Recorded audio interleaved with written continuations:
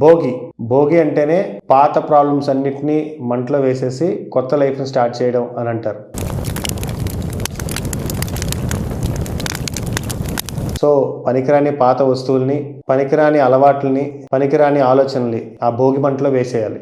మేము రెగ్యులర్గా ఏంటి అంటే మా ఫామ్లో కొంచెం ఎండిపోయిన కర్రలన్నింటినీ మా మమ్మీ ఒక పక్కన పడేస్తూ ఉంటుంది. ఆ కర్రలన్నింటినీ యాక్చువల్లీ ఒక దగ్గర స్టోర్ చేసుకుంటాం. ఈ స్టోర్ చేసుకున్న వాటితో మేము రెగ్యులర్గా భోగి సెలబ్రేట్ చేసుకుంటాం. అయితే ఈ భోగి మంటలో మా దుర్గా ప్యాడ్ ఏదైతే ఉందో వాటితో మా అమ్మమ్మ పిడకలు చేసి ఒక 1 month నుంచి ఎండబెట్టడం స్టార్ట్ చేస్తుంది. కొన్ని మన కస్టమర్స్కి ఇస్తాము, బట్ మన ఇంట్లో కూడా మనం భోగి మంటలు వేస్తామండి పిడకల్ని. అలాగే మా మమ్మీ మార్కెట్ నుంచి పెద్ద పెద్ద వంకాయలు తీసుకొస్తుంది. ఆ మంటలో పెట్టి అందులో ఉడికితే దాంతో పచ్చడి చేసుకుంటే చాలా అద్భుతంగా ఉంటుంది. ఎవ్రీ ఇయర్ భోగి రోజు ఇది మా రొటీన్. మాకు ఈ వైజాగ్ సైడ్ ఈ కోడి పందాలు ఇవన్నీ ఉండవు కాబట్టి భోగి రోజు మేము ఈవినింగ్ ఫ్యామిలీతో బయటికి వెళ్ళి కైట్స్ ఎగరేస్తామండి. That was our regular activity. ఇవాళతో నా దీక్ష అయిపోతుంది కాబట్టి ఈసారి కైట్స్ ఎగరేసే ప్రోగ్రామ్ అయితే పెట్టుకోలేకపోయాం.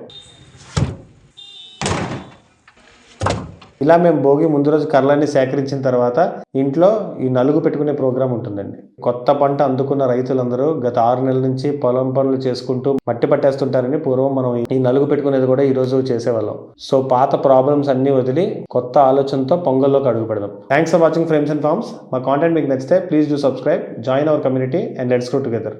Thank you.